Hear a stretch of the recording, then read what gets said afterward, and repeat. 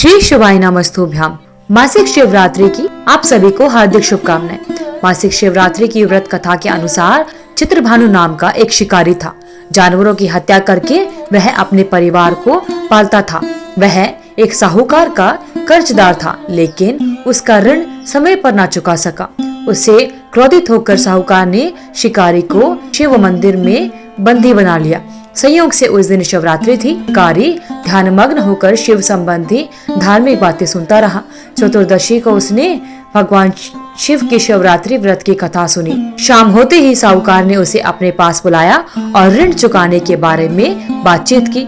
तब शिकारी कहता है कि वह अगले दिन आएगा और उसका सारा ऋण लौटा देगा, और वचन देकर वहाँ से छूट जाता है। अपनी दिनचर्या की भांति वह जंगल में शिकार के लिए निकल गया, लेकिन दिन भर बंदी गृह में रहने के कारण भूख प्यास से व्याकुल था। शिकार खोजता हुआ वह बहुत दूर निकल गया। जब अंधकार हो गया तो उसने विचार किया कि रात जंगल में ही बितानी पड़ेगी। वह वन में एक तालाब के किनारे एक बेल के पेड़ पर चढ़ गया और रात बीतने का इंतजार करने लगा। बेल वृक्ष के नीचे शिवलिंग था, जो बेल पत्रों से ढका हुआ था, इसलिए शिकारी को उस शिवलिंग का पता न चला। और शिकारी जब पड़ाव बना रहा था तो उसके हाथ से जो उसने टहनियां तोड़ी वे संयोग से शिवलिंग पर गिरती चली गई। इस प्रकार दिन भर भूखे प्यासे शिकारी का व्रत भी हो गया और शिवलिंग पर बेलपत्र भी चढ़ गए। जब एक पहर रात्रि बीत गई तब एक गर्भिणी हिरणी तालाब पर पानी पीने के लिए आती। शिकारी ने उस हिरणी को देखा और धनुष पर तीर चढ़ाकर जो ही प्रत्यंचा खींची। हिरणी बोली कि मैं गर्भिणी हूँ, शीघ्र ही प्रसव करूंगी। तुम एक साथ दो जीवों की हत्या करोगे, जो कि अच्छी बात नहीं है। मैं तुम्हें वचन देती हूँ कि मैं बच्चे को जन्म देकर जल्दी ही तुम्हारे पास आ जाऊंगी, तब तुम मुझे मार लेना। शिकारी ने प्रत्यंचा ढीली कर दी और हिरणी को कहा कि तुम जाओ, और हिरणी जंगल की झाड़ियों में लुप्त हो जाती है। प्रत्यंचा चढ़ाने तथा ढीली करने के वक्त कुछ बेलपत्र अचानक ही टूटकर शिवलिंग पर गिर गए। इस प्रकार उसे अनजाने में ही सही, लेकिन प्रथम प्रहर का पूजन भी संपन्न हो गया। कुछ देर के बाद एक और हिरणी उधर से निकली। शिकारी की प्रसन्नता का ठिकाना नहीं रहा। जब हिरणी समीप आई तब उसने धनुष पर बाण चढ़ाया। उसे देख हिरणी ने विनम्रता पूर्वक निवेदन किया कि हे शिकारी, मैं थोड़ी देर पहले ही ऋतु से निवृत्त हुई हूँ। कामातुर विरहिणी हूँ, अपने प्रिय की खोज में भटक रही हूँ। मैं अपने पति से मिलकर शीघ्र ही तुम्हारे पास आ जाऊंगी। शिकारी ने उसे भी जाने दिया। 2 बार शिकार को खोकर उसका माथा ठनक गया। उसे चिंता हुई। रात्रि का आखिरी पहर बीत रहा था। इस बार भी धनुष से लगकर कुछ बेलपत्र शिवलिंग पर जा गिरे तथा दूसरे प्रहर का पूजन भी इस प्रकार संपन्न हुआ।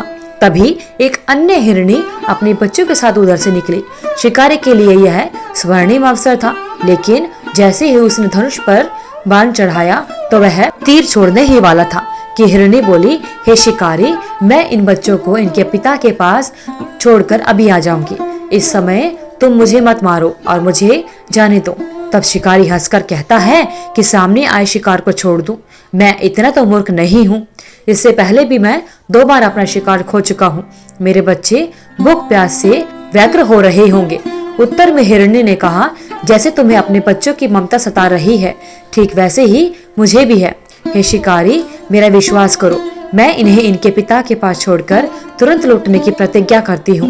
हिरणी का दुख भरा स्वर सुनकर शिकारी को उस पर दया आ गई। उसने उस हिरणी को भी जाने दिया। शिकार के अभाव में तथा भूख प्यास से व्याकुल शिकारी ने अनजाने में ही बेलवृक्ष पर बैठा बेलपत्र तोड़ तोड़ कर नीचे फेंकता जा रहा था। जब सुबह हुई तो एक हिंसपृष्ट मृग उसी रास्ते पर आया। शिकारी ने सोच लिया कि इसका शिकार वह अवश्य करेगा।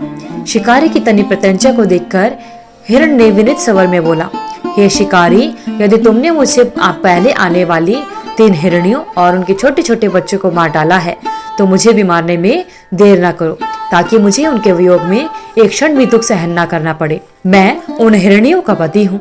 यदि तुमने उन्हें जीवन दान दिया है तो मुझे भी कुछ क्षण का जीवन दान देने की कृपा करो। मैं उनसे मिलकर तुम्हारे पास जल्दी आऊंगा। हिरण की बात सुनते ही शिकारी के सामने पूरी रात का घटना चक्र घूम गया। उसने सारी बातें हिरण को सुना दी। तब हिरण ने कहा, मेरी तीनों पत्नियां जिस प्रकार प्रतिज्ञाबद्ध होकर गई हैं, मेरी मृत्यु से अपने धर्म का पालन नहीं कर पाएंगी। अतः जैसे तुमने उन्हें विश्वास पात्र मानकर छोड़ा है, वैसे ही मुझे भी जाने दो। मैं उन सबके साथ तुम्हारे सामने शीघ्र ही उपस्थित होता हूँ। तब शिकारी ने उसे भी जाने दिया। इस प्रकार सुबह हुई। उपवास, रात्रि जागरण तथा शिवलिंग पर बेलपत्र चढ़ने से अनजाने में ही सही पर शिवरात्रि की पूजा पूर्ण हो गई। पर अनजाने में ही की हुई पूजा का परिणाम उसे उसी समय मिला। शिकारी का हिंसक हृदय निर्मल हो गया, उसमें भगवत शक्ति का वास हो गया। थोड़ी ही देर बाद वह हिरण सब परिवार शिकारी के सामने उपस्थित हो गया ताकि वह शिकारी उनका शिकार कर सके। किंतु जंगली पशुओं की ऐसी सत्यता, सात्विकता एवं सामूहिक प्रेम भावना देखकर शिकारी का मन पिघल गया। उसने हिरण परिवार को जीवन दान दे दिया। अनजाने में शिवरात्रि के व्रत का पालन करने पर शिकारी को मोक्ष और शिवलोक की प्राप्ति हुई। बोलिए भगवान भोलेनाथ की जय। तो इस प्रकार भक्तजनों, मासिक शिवरात्रि की कथा संपूर्ण होती है। हे भगवान शिव शंकर, जिस प्रकार आपने शिकारी और हिरण परिवार पर अपनी कृपा बनाई, उसी प्रकार मासिक शिवरात्रि के व्रत को करने वाले और व्रत कथा को सुनने वाले सभी पर अपनी कृपा बनाए रखना। शिवरात्रि व्रत साल में 12 से 13 बार आने वाला व्रत है। इस व्रत को मासिक शिवरात्रि कहा जाता है, जो कि अमावस्या से पहले कृष्ण पक्ष की चतुर्दशी के दिन आता है। मासिक शिवरात्रियों में दो सबसे अधिक प्रसिद्ध हैं, एक फाल्गुन माह में आने वाली और दूसरी सावन माह में आने वाली शिवरात्रि। यह त्योहार भगवान शिव पार्वती को समर्पित होता है। इस दिन भक्त भगवान शिव के प्रतीक शिवलिंग पर बेलपत्र चढ़ाते हैं और उनका पूजन करते हैं। यह लोकप्रिय व्रत भगवान शिव और माता पार्वती को समर्पित है। कोई भी व्रत या पूजा तभी उत्तम फल देती है जब उसे सही विधि से किया जाता है।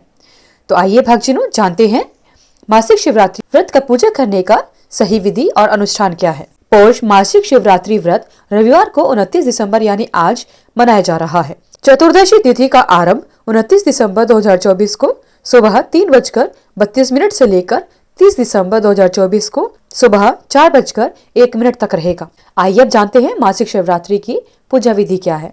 चतुर्दशी तिथि पर सुबह उठकर स्नान करें और सफेद रंग के वस्त्र धारण करने चाहिए। भगवान के सामने दीप प्रज्वलित करना चाहिए और व्रत का संकल्प लेना चाहिए। पूरे दिन उपवास करने के बाद में प्रदोष काल में किसी मंदिर में जाकर पूजा करनी चाहिए। यदि आप मंदिर नहीं जा सकते हैं तो पूजा स्थल या घर के साफ सुथरे स्थान पर शिवलिंग स्थापित करके पूजा अवश्य करनी चाहिए। शिवलिंग पर दूध, दही, शहद, घी, बेलपत्र और गंगा जल से अभिषेक करना चाहिए। पूजा और अभिषेक के दौरान भगवान शिव के पंचाक्षरी मंत्र ओम नमः शिवाय या श्री शिवाय नमस्तुभ्याम का अवश्य जाप करना चाहिए। इससे भगवान शिव की और माता पार्वती की आप पर अवश्य कृपा बनेगी। अगर आपको वीडियो अच्छी लगी तो वीडियो को लाइक करें, शेयर करें, चैनल को सब्सक्राइब करके बेल आइकन को जरूर प्रेस करें ताकि आगे आने वाली सभी वीडियोस की नोटिफिकेशन आप तक समय से पहुंचती रहे। आपका दिन मंगलमय हो। कमेंट बॉक्स में हर हर महादेव लिखना ना भूलें।